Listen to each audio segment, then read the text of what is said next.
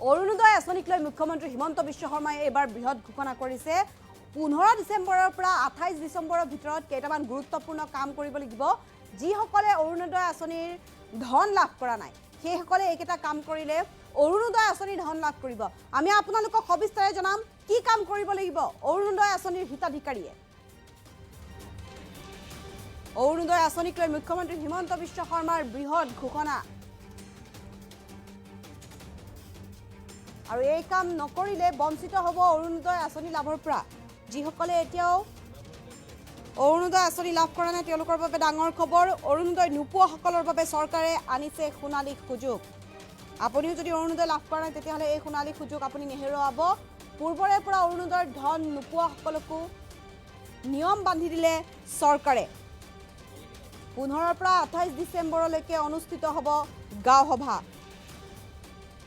আৰু গাঁও সভাত নতুনকৈ নিৰ্বাচন কৰা হ'ব অৰুণোদয় আঁচনিৰ হিতাধিকাৰী। গাঁও সভা পতা হ'ব আৰু 15ৰ পৰা 28 ডিচেম্বৰত অনুষ্ঠিত গাঁও সভাতে নিৰ্বাচন কৰা হ'ব অৰুণোদয় আঁচনিৰ হিতাধিকাৰী। আৰু গাঁও সভাত গৈ অৰুণোদয় লাভৰ বাবে দিব লাগিব নাম দিয়াৰ পিছতেই হিতাধিকাৰী বাছনি কৰিব চৰকাৰে। আৰু অৰুণোদয় পাই থকা মহিলায়ো পুনৰ অন্তৰ্ভুক্ত কৰিব লাগিব নাম। পূৰ্বতে যিসকলে অৰুণোদয় পাই আছিল তেওঁলোকেও গাঁও সভাত গৈ নিজৰ নাম অন্তৰ্ভুক্ত কৰিব লাগিব। গাঁও সভাত নাম অন্তৰ্ভুক্ত নকৰিলে বঞ্চিত হ'ব অৰুণোদয় লাভৰ পৰা। মুখ্যমন্ত্ৰী হিমন্ত বিশ্ব শৰ্মাৰ বৃহৎ ঘোষণা অৰুণোদয় আঁচনিক লৈ। অৰুণোদয় আঁচনিৰ হিতাধিকাৰীসকলে অৰুণোদয় আঁচনিৰ ধন লাভ কৰিবলৈ 15ৰ পৰা 28 ডিচেম্বৰলৈকে অনুষ্ঠিত হোৱা গাঁও সভাত গৈ নিজৰ নাম অন্তৰ্ভুক্ত কৰিব লাগিব। আৰু এই কাম যদি নকৰে তেতিয়াহ'লে অৰুণোদয় আঁচনি লাভৰ পৰা বঞ্চিত হ'ব। যিসকলে অৰুণোদয় আঁচনিৰ ধন পোৱা নাই তাৰ বাবে চৰকাৰে সোণালী সুযোগ দিছে। আৰু সোণালী সুযোগ লাভ কৰিবৰ বাবে 15ৰ পৰা 28 ডিচেম্বৰলৈকে অনুষ্ঠিত হ'বলগীয়া যি গাঁও সভা হ'ব সেই গাঁও সভাত গৈ তেওঁলোকে নিজৰ নাম দিব লাগিব। কি কৈছে মুখ্যমন্ত্ৰীগৰাকীয়ে আমি মুখ্যমন্ত্ৰীগৰাকীৰ সেই মন্তব্যটো আপোনালোকক শুনাবলৈ চেষ্টা কৰিম। যে আমাৰ মহিলাসকলৰ মাজত অৰুণোদয় আঁচনিৰ হিতাধিকাৰী আমি বঢ়াব খোজো। অৰ্থাৎ আজি যদি আমাৰ সৰু পথাৰত 20,000 মহিলাই অৰুণোদয় পায়, এইবাৰ আমি তাক 30,000লৈকে লৈ যাব খোজো যাতে বেছিতকৈ বেছি মহিলাক আমি অৰুণোদয় আঁচনিৰ সুবিধা দিব পাৰোঁ। অহা 15 তাৰিখৰ পৰা 28 তাৰিখলৈকে আমাৰ গাঁও সভাসমূহ অনুষ্ঠিত হ'ব। আৰু এই গাঁও সভাসমূহত নতুন নতুন অৰুণোদয় হিতাধিকাৰী আমি নিৰ্বাচন কৰিম। এইবাৰ আমি হিতাধিকাৰী নিৰ্বাচন কৰোঁতে সমষ্টিটোত যিমানটা পুলিং বুথ আছে সেই পুলিং বুথ অনুসৰি হিতাধিকাৰীসমূহ আমি বিতৰণ কৰি দিছোঁ। মই আই মাতৃসকলক অনুৰোধ কৰিম যে আপোনালোকে যাতে সকলোৱে 15 তাৰিখৰ পৰা 28 তাৰিখলৈকে হ'বলগীয়া এই অৰুণোদয় হিতাধিকাৰী বাছনিৰ সভাত নিজৰ নাম আৰু উপস্থিত থাকে।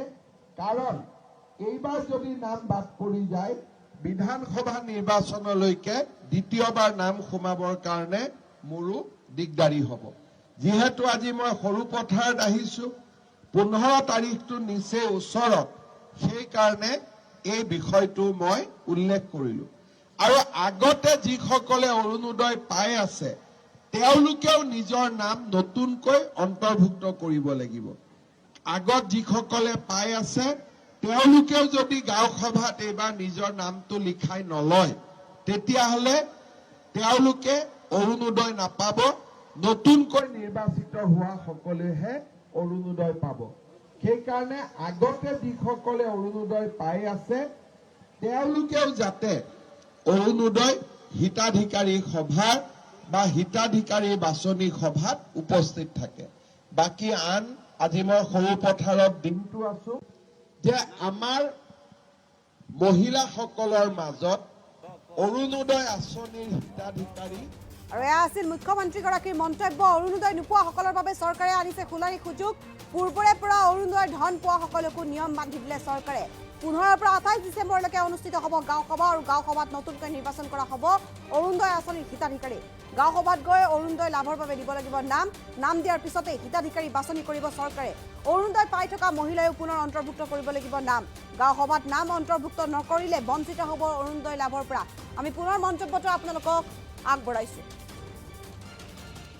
যে আমাৰ মহিলাসকলৰ মাজত অৰুণোদয় আঁচনিৰ হিতাধিকাৰী আমি বঢ়াব খোজো অৰ্থাৎ আজি যদি আমাৰ সৰু পথাৰত 20,000 মহিলাই অৰুণোদয় পায় এইবাৰ আমি তাক 30,000লৈকে লৈ যাব খোজো যাতে বেছিতকৈ বেছি মহিলাক আমি অৰুণোদয় আঁচনিৰ সুবিধা দিব পাৰো অহা 15 তাৰিখৰ পৰা 28 তাৰিখলৈকে আমাৰ গাঁও সভাসমূহ অনুষ্ঠিত হ'ব আৰু এই গাঁও সভাসমূহত নতুন নতুন অৰুণোদয় হিতাধিকাৰী আমি নিৰ্বাচন কৰিম এইবাৰ আমি হিতাধিকাৰী নিৰ্বাচন কৰোঁতে সমষ্টিটোত যিমানটা পুলিং বুথ আছে সেই পুলিং বুথ অনুসৰি হিতাধিকাৰীসমূহ আমি বিতৰণ কৰি দিছো মই আই মাতৃসকলক অনুৰোধ কৰিম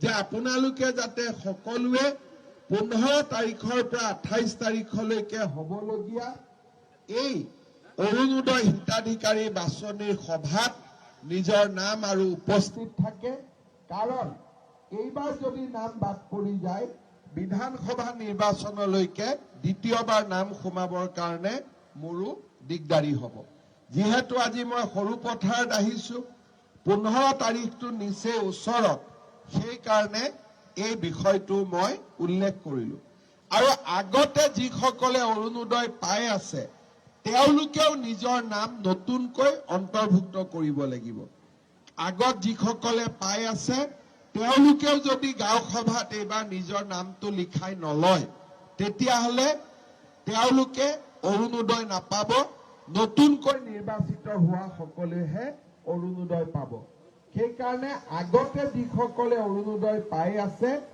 তেওঁলোকেও যাতে অৰুণোদয় হিতাধিকাৰী সভা বা হিতাধিকাৰী বাছনি সভাত উপস্থিত থাকে বাকী আন আজি মই সৰু কথা